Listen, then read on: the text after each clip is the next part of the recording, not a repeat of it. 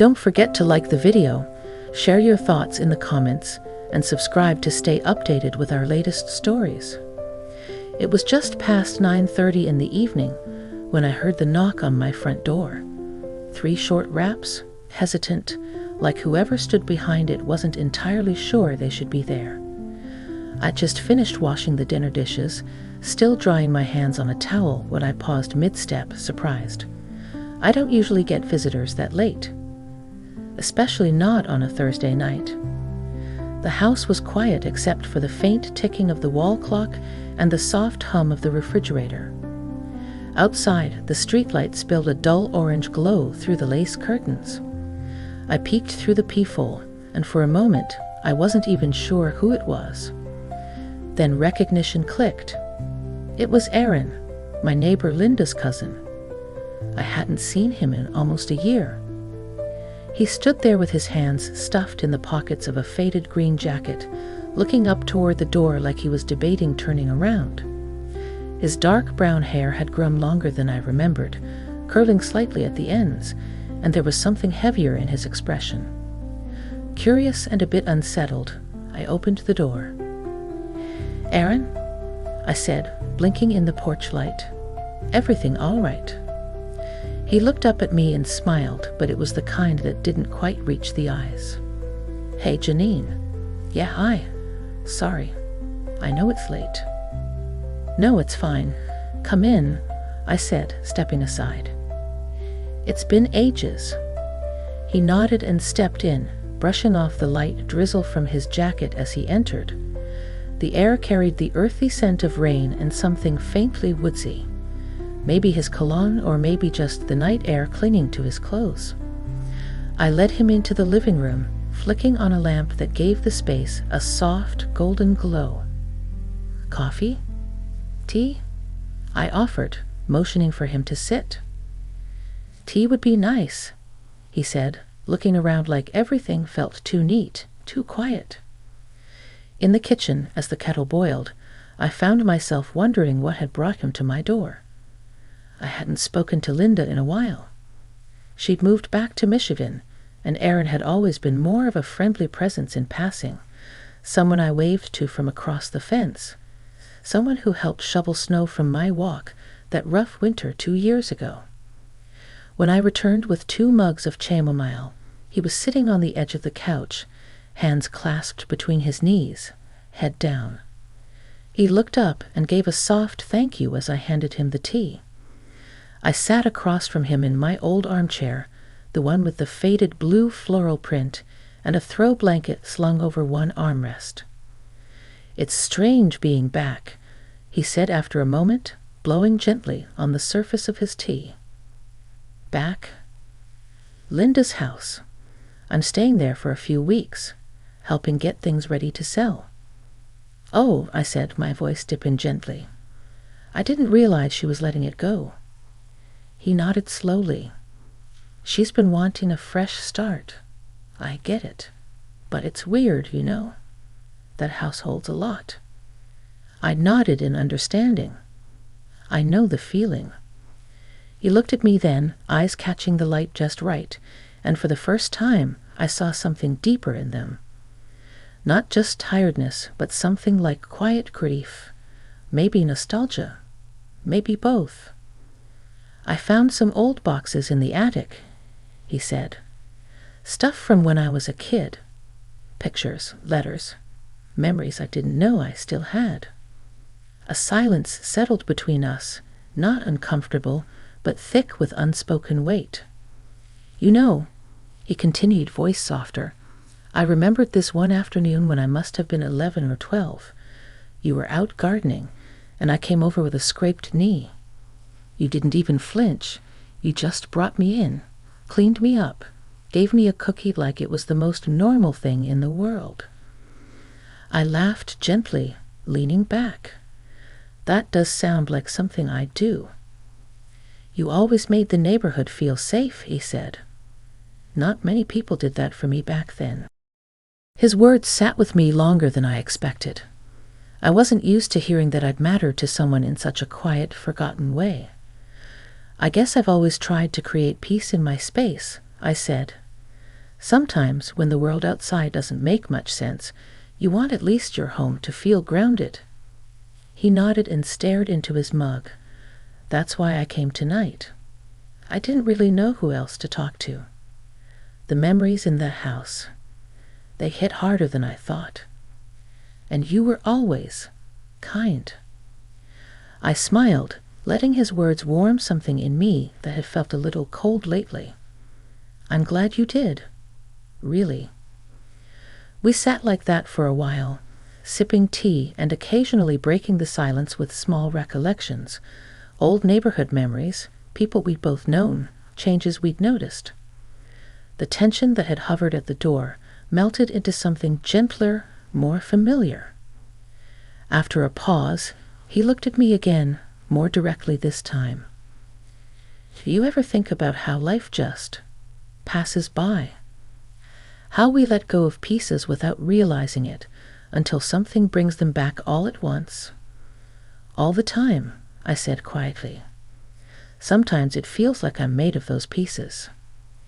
He smiled again, but this time it reached his eyes. You ever feel like there's something unfinished you need to make peace with? His question stirred something in me, a flicker of memories I hadn't unpacked in years, moments I'd tucked away neatly behind daily routines and unspoken regrets. I think we all have those, I replied, voice low.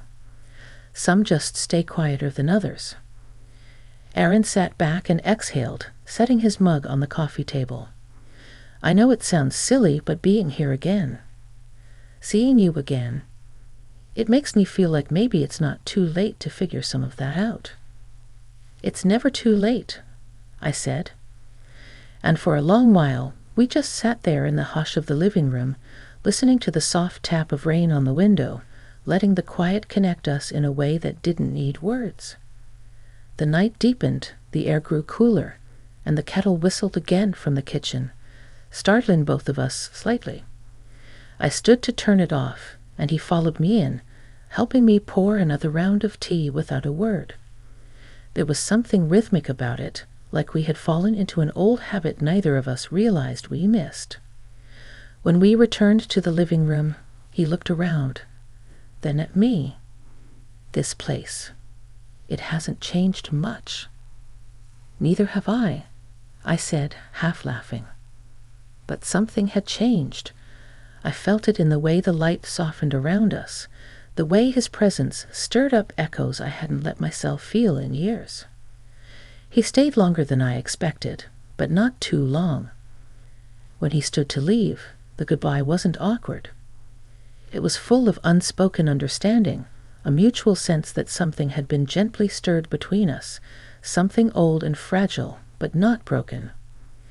As he stepped out into the quiet drizzle and I watched his figure fade down the walk, I closed the door and leaned against it, heart oddly full. That night, I couldn't sleep. Not out of restlessness, but because my mind kept returning to that look in his eyes, that softness, that search for something. And how in his search, he might have helped me remember something I'd let go of a long time ago. The next morning began like any other. Sunlight filtered in through the bedroom blinds, casting long, striped shadows across the floor. I lay there in bed for a few minutes, eyes open, staring at the ceiling fan rotating slowly overhead. But instead of the usual thoughts that rushed in, what to cook, errands to run, small things to keep me busy, I was thinking of Aaron. Not in the way you'd expect. Not romantically, not quite, but deeply, with a sense of something stirred and unfinished. I got up, slipped on my robe, and went about my morning routine. Coffee brewed in the corner, its rich smell curling through the air. I stood by the window with my cup in hand, looking across the street. Linda's house was still, the curtains drawn, her garden wild from months of neglect. I wondered if Aaron was up, if he was thinking about last night the way I was. I didn't have to wonder long. Around 11, just as I was rearranging the photo frames in my hallway, I heard another knock, softer this time, but unmistakable. I opened the door, and there he was again, a little less guarded today, a faint smile on his lips. "I hope I'm not overstepping," he said. I slept better last night than I have in weeks. Thought I'd say thank you." "You want to come in?" I asked, a smile tugging at my lips before I could stop it. He nodded, and I stepped aside once more, letting him in. He brought a small box with him this time, worn at the edges, taped clumsily shut. "I thought you might remember some of this," he said, placing it gently on the dining table. "I found it in the attic. Things from neighborhood get-togethers, school projects, even a few notes from my mom. You were in a couple of pictures." I sat down and opened the box slowly. A wave of scent hit me first. Dust, paper, and something faintly floral, like pressed violets. Inside were old Polaroids, handwritten cards, yellowing pieces of paper. One photo showed me at a summer block party, holding a tray of lemonade, smiling at a younger version of him.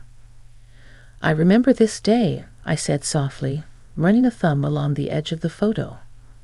"You were chasing that poor dog around with a water gun." He laughed, warm and full this time. "And you scolded me for it. Said I'd grow up to be a nuisance." I was half right, I teased. We went through the box slowly, side by side, our hands brushing occasionally as we sifted through the memories. There was something intimate about it, quietly touching the past together, piece by piece, photo by photo. Every now and then, our eyes would meet, and the silence would stretch, but not uncomfortably.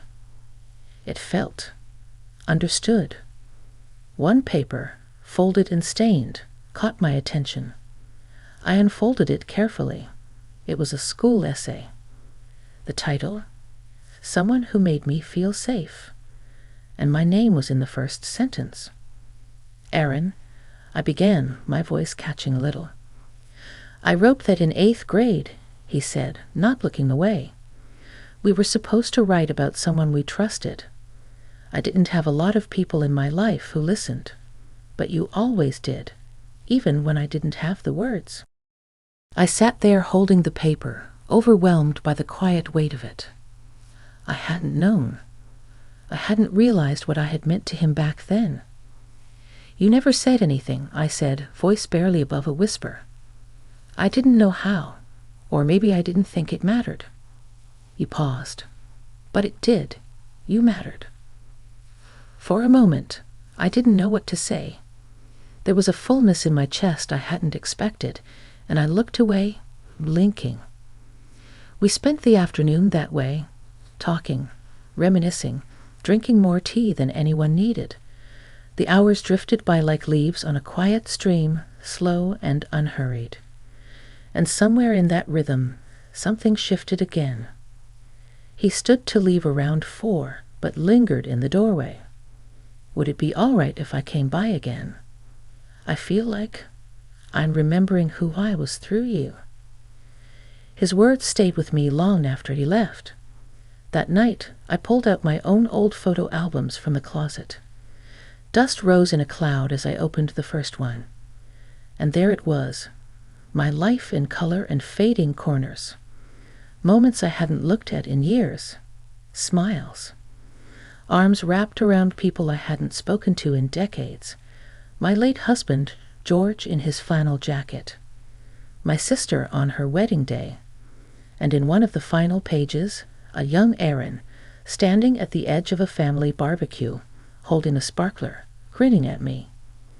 It made me realize that while life keeps moving forward, it often loops back in quiet, unexpected ways. And sometimes someone from your past walks through your door with a box of forgotten memories, and you start to see yourself through their eyes. The next morning came with a gentle knock again, familiar now. And when I opened the door, Aaron didn't wait to be invited in. He simply smiled, held up a small bag of pastries, and said, "I thought you might want breakfast company." And I did, more than I realized. We settled at the kitchen table like it was a routine we had never broken. The morning sun poured in through the window, catching the steam rising from the mugs of coffee I'd brewed, mingling with the scent of warm cinnamon from the pastries he brought. There was something so simple, so grounding, about starting the day with another person. Not out of obligation, but out of quiet choice.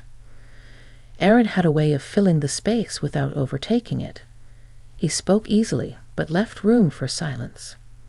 He asked about things most people overlooked: how I slept, what I thought about the new shrubs someone had planted down the street, whether I still used that old ceramic teapot I kept on the top shelf. "I like mornings," he said between sips. "They feel honest, like nothing's been ruined yet."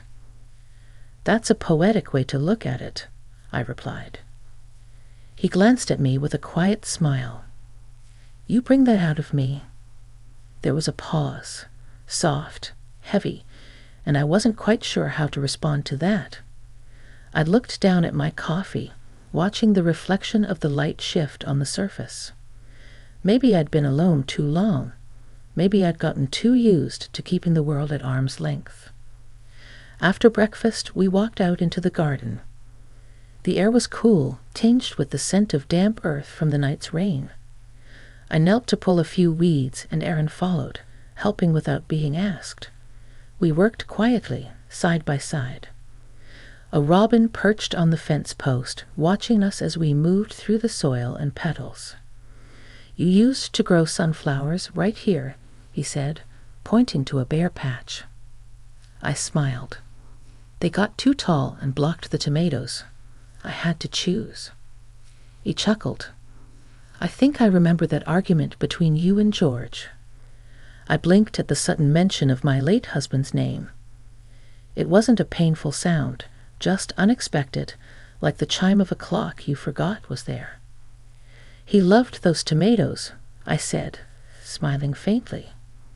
"Used to eat them right off the vine, still warm from the sun." Aaron glanced over at me. "You miss him." "Every day, but not always in the way people expect." I wiped my hands on my jeans. Time doesn't make the hole smaller. You just learn how to live around it. There was a silence then, but it didn't feel like a void. It felt like a shared understanding. We walked the perimeter of the yard, talking about his plans, his work back in Oregon, the people he left behind. He confessed he didn't really have anyone waiting for him. A few friends, a couple of acquaintances, but no one who'd ask if he got home safely. "That's why I stayed longer," he admitted. "Being here, with you, it feels like I'm seen again." That struck something in me I hadn't felt in a while. I hadn't realized how much I'd missed being needed. Not in a demanding way, but in that quiet, soul-deep way where your presence makes someone feel safe again. Later that afternoon, as we sat under the patio umbrella sipping lemonade, the wind carried a faint scent of honeysuckle. Aaron leaned back in his chair, eyes closed, face tilted to the sky. "You ever think about leaving?" he asked. "Leaving? Here, this town, this house." I looked around. The old fence, the ivy climbing the brick, the creak of the swing on the porch when the wind pushed it just right. "I've thought about it," I said slowly. "But this place, it's layered with everything I've ever known. Good memories. Some hard ones, too. But it's all a part of me now." He nodded. "I get that. I don't know where I belong anymore. But when I'm here with you, it feels like maybe I don't have to figure it all out so fast." His eyes met mine, and there was something in the look, something searching, raw, vulnerable. "I never really had a place that felt like home growing up," he continued. "Not until I started coming over here. Not until you." My throat tightened, and I reached out instinctively, my hand settling on top of his. His fingers curled slowly around mine. I didn't know I had that kind of impact on you, I said, my voice hushed. You still do. We sat like that for a long time, not speaking, just breathing, listening to the distant hum of a lawnmower, the chirp of birds, the gentle rustling of leaves in the breeze. That night, I found myself lingering in front of the mirror. I studied the fine lines around my eyes, the soft folds near my mouth. Signs of time, of life. I wasn't trying to hide them. I never did. But there was something about being seen again, after so long, that made me want to look at myself differently. I thought about the way Erin looked at me, with memory, with tenderness, and not like someone clinging to the past, but like someone discovering something new in it. As I climbed into bed, I didn't feel alone in the same way. My home didn't feel as quiet. And when I drifted off to sleep, my last thought was simple. Sometimes the past doesn't return to haunt you. Sometimes it shows up to remind you of who you've always been. The days that followed unfolded like a gentle song, unhurried, warm, full of quiet harmonies. Erin came by most mornings, sometimes with pastries, sometimes with nothing but a shy smile, and that same knock I had come to expect. We fell into a rhythm that neither of us planned, but both of us seemed to need. It wasn't just about company. It was about something older and deeper than that, something we hadn't named yet. One afternoon, as we shared a late lunch at the kitchen table, he pulled out a small notebook from his bag and placed it between us. It looked weathered, the pages dog-eared and soft. I've been writing, he said, eyes lowered, trying to make sense of things. I opened it slowly, scanning a few lines. They weren't polished. They weren't perfect. But they were honest. Memories, questions, half-formed reflections. Some were about childhood, others about loss, a few about me. You kept this private? He gave a quiet nod. Until now. Didn't know who else would understand it. I closed the notebook gently and placed my hand over his. I do. That evening, we sat on the front porch as the sky deepened into hues of lavender and indigo. A hush fell over the neighborhood, children inside, porch lights flickering on, the last chirps of birds settling into silence. Erin leaned against the railing, legs stretched out in front of him. I've been thinking, he said, his voice low, thoughtful. Maybe I don't want to go back yet. I looked over at him, my breath catching for a moment. You don't have to rush anything. You're welcome here, always. He turned toward me then, and his eyes held something different, something clearer, like he'd finally given himself permission to want something without guilt. I didn't just come back to sort through memories, he said. I think I came back to see if the part of me that felt safe here could still exist. My heart swelled in my chest. I didn't know what to say, not right away. So instead, I reached out and touched his arm, letting my fingers rest there gently. I don't know what this is between us, I said softly, but I do know it matters. He looked down at my hand, then covered it with his own. It does. The silence that followed wasn't empty. It was rich and full, a shared space between two people who had carried their own weight for far too long. We didn't speak of what might come next. We didn't need to. That night before bed, I sat by my bedroom window. The moonlight stretched across the floor in pale slants, and I thought about how much my life had changed in such a short time. Not in loud, dramatic ways, but in the kind that matter most. In presence, in connection, in being truly seen. Erin didn't try to be anything he wasn't. He didn't fill the house with noise or distraction. He simply showed up, with his open heart, his searching eyes, and his willingness to remember. And somehow, in remembering who he had been, he helped me remember too. Over the next few weeks, we slowly packed away the last of Linda's house together. The attic was cleared, the garage sorted. Each item became a story, and each story became another thread that tied us closer. One afternoon, we came across an old photo album neither of us had seen before. Inside were pictures of my husband and me with Aaron years ago, when he was still a boy with scraped knees and curious eyes. One photo showed George and Aaron building something in the yard, a birdhouse maybe. The younger me stood in the background, smiling. Aaron studied that photo for a long time. "He liked me," he said softly. "He loved you," I replied. He nodded, eyes misty. "I didn't know that back then." I reached for his hand. "Maybe you weren't ready to feel it, but it was always there." As we packed the album away, Aaron looked around and said, "I don't want to forget this place, not just the house. This feeling, this chapter." "You don't have to," I said.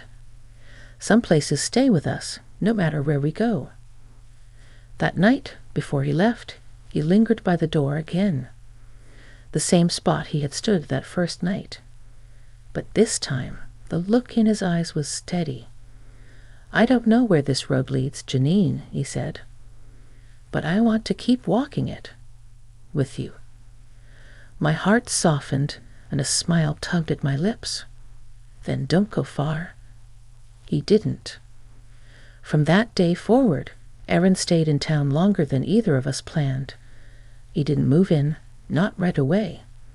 But he was there each morning, each afternoon, and sometimes long into the night. And though we didn't define what we were, we knew. It wasn't about labels. It wasn't about filling a void. It was about two people, quiet, older, seasoned by life, who found something unexpected in each other. Not romance in the traditional sense, but something more textured, more real. As summer edged toward fall, the leaves on the trees began to burn gold and rust. I stood in the garden one morning, trimming the last of the roses, and Aaron came up behind me, holding 2 mugs of coffee. "I found that photo of the sunflowers again," he said. "I think we should plant some. Let them block the tomatoes this time." I laughed, taking the mug from his hand. "You're full of wild ideas lately." He grinned. "That's what happens when you feel safe enough to dream again." And in that quiet garden, with morning light painting the world in soft colors, I realized something I hadn't felt in a long time. Hope. Not for what had passed, for what might still come.